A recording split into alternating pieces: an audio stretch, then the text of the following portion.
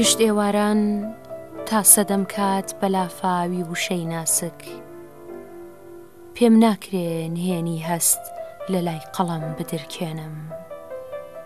دەنا لە خەڵوەتی خۆمدا کات دوێنم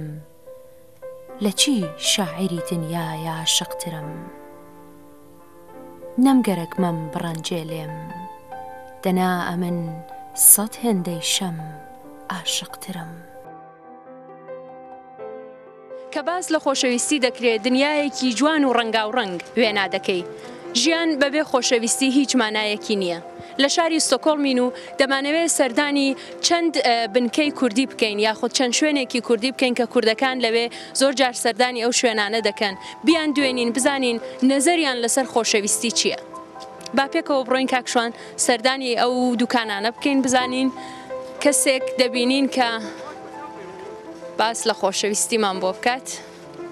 ئەم کاتتان باشن سڵامەتن لە کوردستان تیڤی و مزاحمتانە بین پێمان خۆشە بزانین نەزەری ئێوە لەسەر خۆشەویستی چی هەروەکەزانن ئەمڕۆ ڕۆژی خۆشەویستیە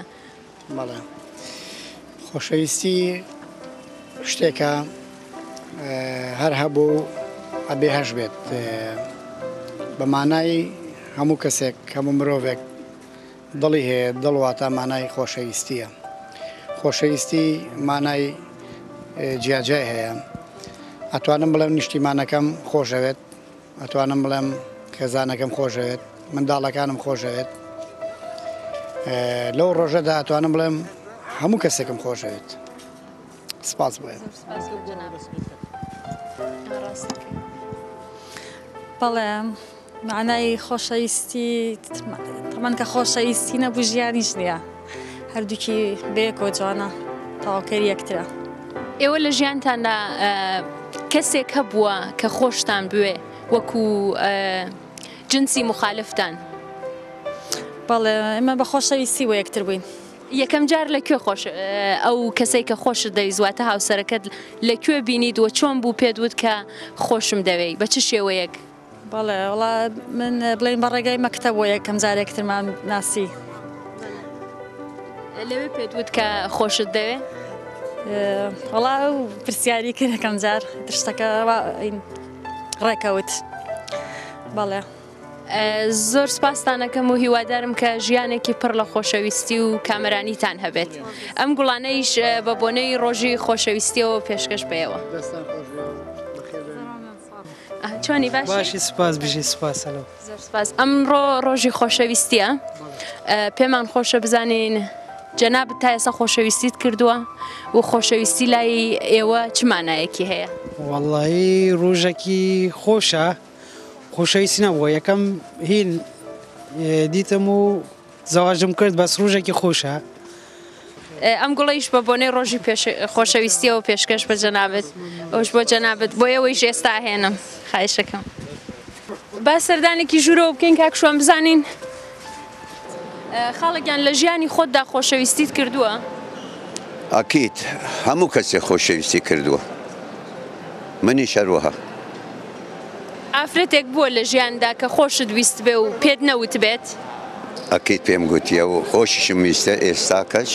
ئافرەتە یعنی ژنی خۆمە ئێستاک بەڵێ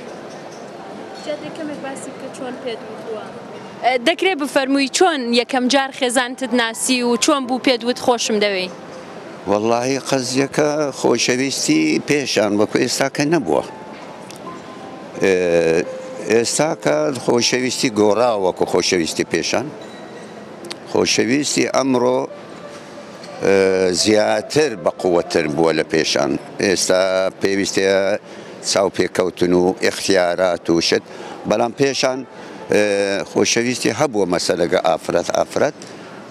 لەسەر ڕێگای خێزان عائیلی برین فامیلی کەوت خۆشەویست بووە ماوەیەکی زۆر و قوتابی بووە لە پاشان بووە بە قسمەتی خۆت مەسەلەن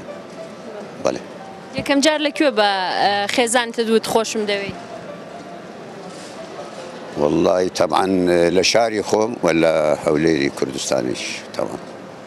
زۆر سپاس خاڵێکیان سەرچاوم زۆر سپاسی تووشەکەم ئەم گوڵیش بە بۆنەی ڕۆژی خۆشەویستی پێشکەش بە تۆ زۆر سپاس مەمنون زۆر سپاس خۆشەویستی وشەیەکی زۆر پیرۆزە بەڵام بەداخەوە زۆر لە مرۆڤەکان بە هەڵە کەڵکی لێ وەردەگرن ئەمەش دەبێتە هۆی ئەوەی کە بڕوا بە خۆشەویستی و بڕوا لە نێو ئینسانەکاندا کەم بێتەوە.